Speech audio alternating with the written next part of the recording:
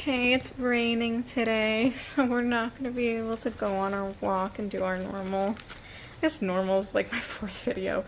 Do a video like we've been doing. So I wanted to talk about J.K. Rowling, who is apparently transphobic now. These allegations have been going on for a while with her Twitter stuff. Some people should probably not be on Twitter, particularly racist, bigoted people. But you know, whatever. So I wanted to talk about a little bit of death of the author and J.K. Rowling, and a little bit of my perspective on all this stuff. I do have to say that this hits a little bit less hard for me than it might for some other people, especially in my age demographic. Shade, no. You're the star. Please don't leave. You just want to kiss. Oh, you're so sweet. You're so sweet. Why don't you go lay down again, okay? Especially for some of the other people in my age demographic. Shady, go lay down. Come on. Lay down, baby. Oh, sweet boy.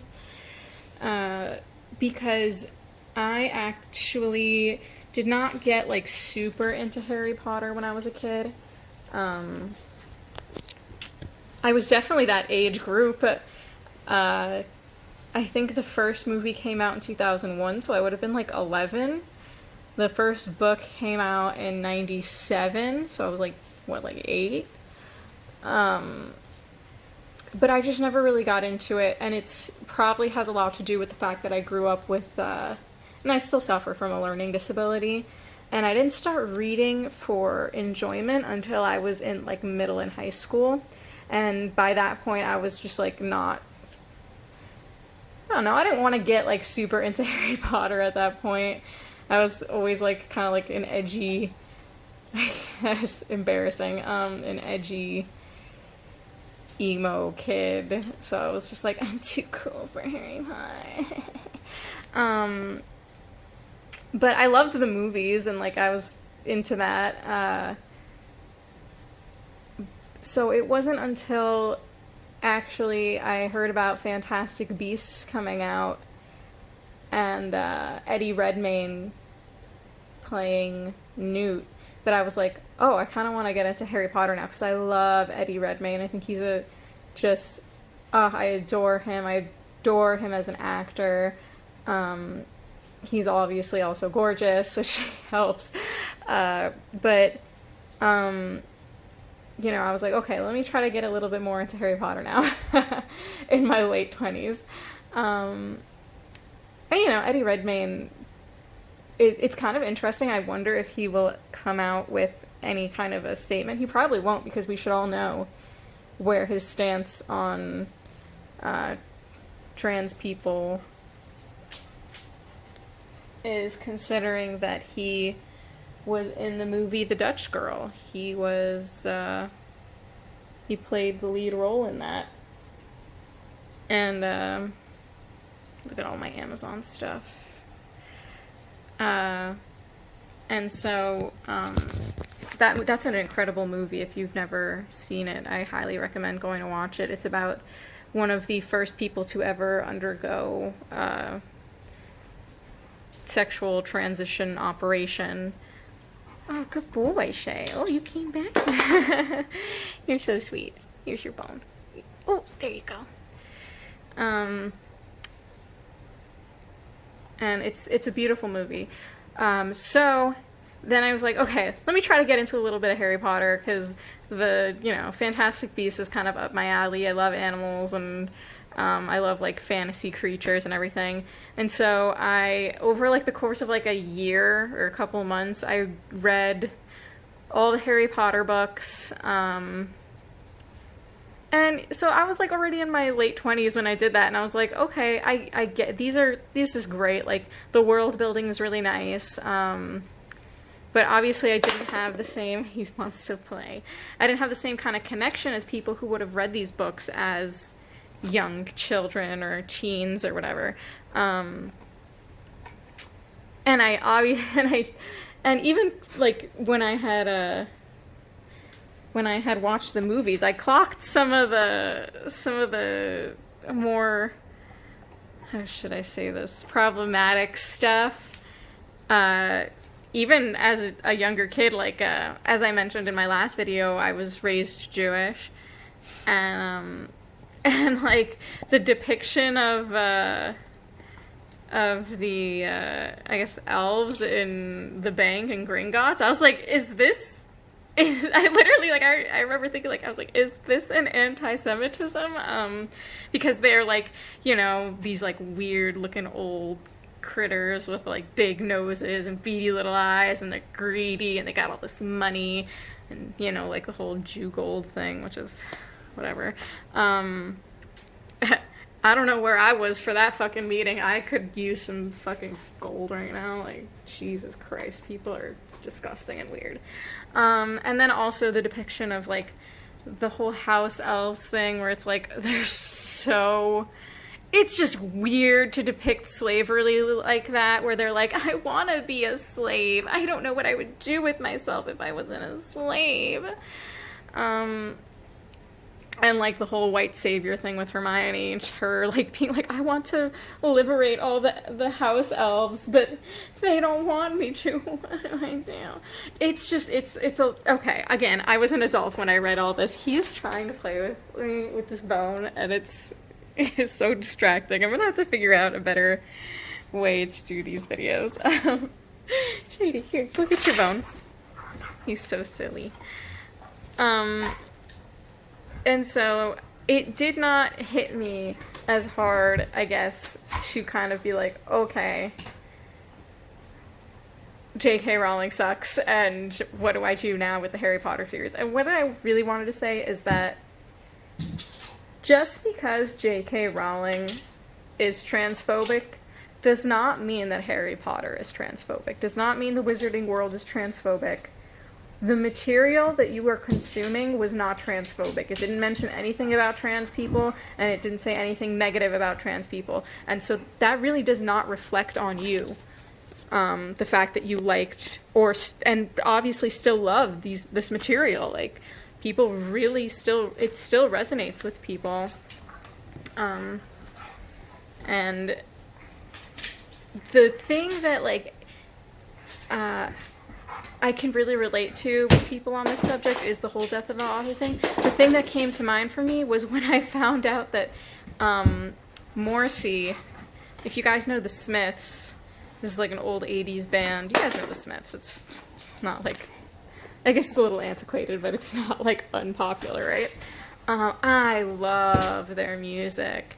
I love it. I love oh my god, like, some of that stuff just, it really, like, I feel it in my soul, and like I said, I grew up with learning disabilities, and even when I was a very, very little child, like, music was, you know, my thing, where, like, I knew every word to every song on the radio, and I could recite any of it, and I could sing any of it, and so, like, it really, I've always been, like, a more auditory kind of person who can hear things and remember things that way.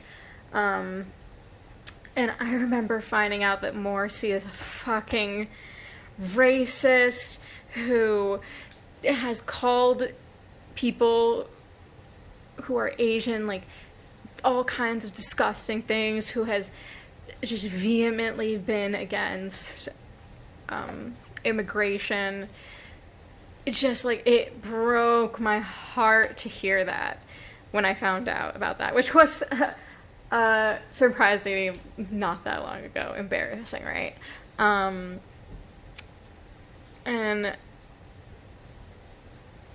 it broke my heart to hear that. So, like, I can really kind of empathize with the people. Like, I like Harry Potter. I guess I love Harry Potter. I've been to, like, the theme parks, which is, like, super fun, and, like, all that stuff. And now I've read the books and I've watched the movies, so, like, it's not like I don't like Harry Potter. but it's not on the same level for me as, oh look, you guys are getting a kitty cameo. It wasn't the same level for me, and so yeah, just because the person who created that thing that you love sucks doesn't mean that doesn't make you or the product any less enjoyable. It does make it less enjoyable, actually, it does, but it doesn't make you a bad person for liking those things. And at least with the Harry Potter universe, there is... Now they're gonna fight, look at them. At least with the Harry Potter universe, there is so much content out there still that you can consume that isn't going to support J.K. Rowling, right? There is, like, so many people have taken her works and really created so silly, created something special out of it, and oh my goodness, he wants to sit in my lap, you big dog. Really created stuff that is really special and unique out of it. If you guys have not seen, there is a stage show called Puffs, and it is a parody Harry Potter stage show. They actually, like, don't use any of it. It's not supported by, like, J.K. Rowling, and so they have to use, like, a bunch of terms that aren't from the book so that they don't get sued. So it's like, instead of Hufflepuffs, they say Puffs. Instead of Slytherins, they say Snakes. I think it's Snakes, Puffs, Braves, and... Braves, Puffs, Snakes, and Smarts. And it's so funny. It's completely original. It's hilarious to watch. If you get the chance to watch it, go out and find it. It's really, really funny. Look at this guy. And so now what do we do? As, like, people who like something, and, you know, the whole death of the author thing, coming back around to that, what do we do now? It's a difficult question to answer, because you don't want to support somebody who is horrible, and has, like, really terrible beliefs, and is doing things that actively hurt people, right?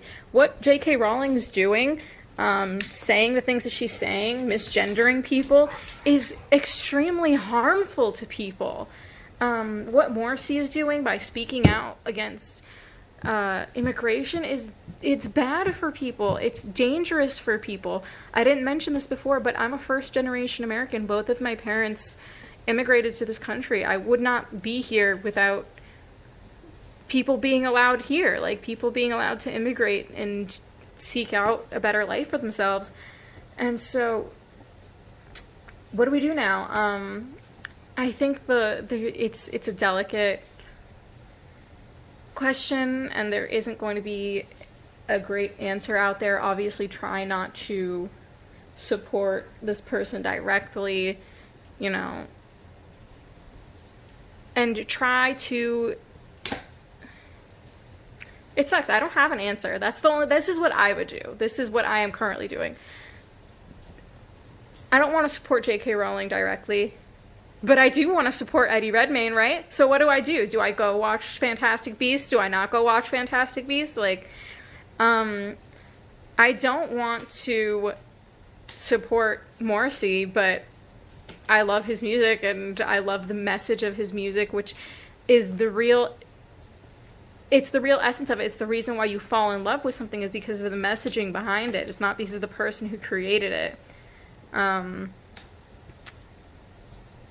So I try not to support them directly. But yeah, I'm still going to support people who love Harry Potter. I'm still going to support YouTube channels that I've liked to watch that are literally, their foundation is about Harry Potter. There are so many YouTube channels out there that the foundation of their channel is the wizarding world. Like, everything they do, hours and hours of research, hours and hours of time editing, way more than I do, is put into this, and I'm still going to support them. They are still good people who they're hopefully good people. Now, these days you never know, but they still are people who I want to support, and I want to support their endeavor and their art, even if it's a transformative work off of somebody who sucks, right? Like, and it's harder, I think, with artists who are still alive, artists who have died or are from antiquity. They're easier to kind of like forgive and forget and just kind of like, you know their name, but not really feel super connected to them as a person. And to feel like, okay, I'm not supporting them, they are dead. No amount of money that I spend on whatever, no amount of time that I spend on this is going to make them any less dead or make them supported, you know what I mean? H.P. Lovecraft, I love H.P. Lovecraft stories. Who doesn't? Who loves like horror stuff does not love H.P. Lovecraft? He influenced, his stories and writing influenced so many people and so much amazing artwork and stuff. But he was a garbage person. He was super racist. Like, even for his time period, he was like a super racist dude. So it's a little bit easier to like him because he's already dead. Nothing I do or say about him right now is going to make him any less dead. Like, it's good to talk about the fact that he was racist and let people know, like, hey, it's not okay. But at the same time, it's like, if I go out and I buy a compendium of his stories, it's not gonna, that money's not gonna go to him. So it's a little bit easier. It's harder when it's somebody like J.K. Rowling or Morrissey who are still alive and still out there hurting people. And like I said about Jeffree Star, his makeup and his YouTube channel are his art, and it's the same thing where I'm not going to subscribe, I'm not going to follow, I'm not going to go on J.K. Rowling's Twitter, I'm not going to do any of those things, because I don't want to support them, and I don't want to support them hurting people. That's really what it comes down to, is the damage that they're doing to individual people and huge groups of people. Like what J.K. Rowling's doing right now, and saying the things she's saying, and misgendering people, and secluding trans women from feminism, and trying to like kick them out of bathrooms, and it's disgusting. Like, it's really sad, and it's harmful. It's harmful to them, and it's actively doing harm to people. And I think that's really why I have to draw a line in the sand, where it's like, this person is actively hurting people. And again, I would never judge anybody for loving Harry Potter. Obviously,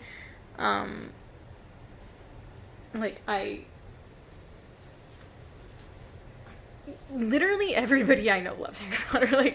Like so many people just, like, we're all into it, and it's fine. And it's at this point also, I want to say, Harry Potter is not, and the wizarding world, I should say, as a whole, is not, it does not just belong to J.K. Rowling at this point. Like I said, there's been a lot of really great transformative works and ways that people have used the inspiration of her stories to create something bigger and better and different. Our local Renaissance Fair, obviously, we didn't get to go this year, but they always have like a Wizarding World themed weekend, and that's always the one we go to, because they have like jousting with wands and magic, and it's like amazing, and they do an amazing job. All of these performers They do incredible stuff, and I would never not want to support them. So I guess at this point, just be gentle with each other. I don't think anybody is out here trying to actively say that, you know, people who love Harry Potter are all transphobes, right? Nothing about Harry Potter. There is no part of Harry Potter that is transphobic. There's no messaging within Harry Potter. There's no covert message within Harry Potter that is transphobic. And I just don't think that liking Harry Potter reflects on you in that way. Should we still be going and criticizing her work and looking more into, you know, some of the messaging and some of the things that she does put into her works that are not great? Yeah, we definitely should. We should be critiquing. But just because you critique something doesn't mean you can't actively like it.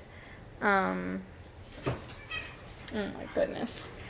Why are you bothering cats? Oh, what did he do? What did he do? He's such a mean cat to you, huh? Just because somebody enjoys Harry Potter does not make them transphobic. Nothing in the messaging of Harry Potter is transphobic. We really do need to start... I'm glad people are starting to take more of a stand with this, because it has been a while that people have known and seen J.K. Rowling's behavior, and I guess it's because things have been confirmed at this point with her more recent behavior. And I think it's a good thing that, you know, people were kind of waiting for, like, a confirmation. Nobody jumped the gun. I mean, people were definitely talking about her, you know, transphobic leaning ways for a while, but there wasn't any confirmation of it, not as strongly until recently. And so I'm glad that we're at that point where we know, and now we can kind of course correct. Yeah, I don't think that these issues have a great black or white answer as to what we can do. Even if you're somebody who loves Jeffree Star's stuff and his makeup is the only makeup that you like and you buy, and I'm not going to judge you for that, but I hope that even if you like something, you can be objective and realize the faults of the people involved with it. I'm actually going to link a video in the description of a trans woman who she made a really, really amazing video that I watched earlier about her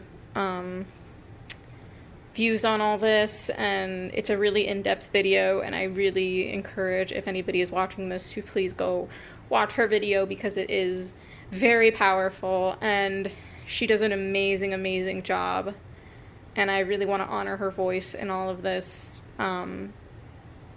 because she does come from a perspective that I don't have. Shady, come here, Paw. Bye!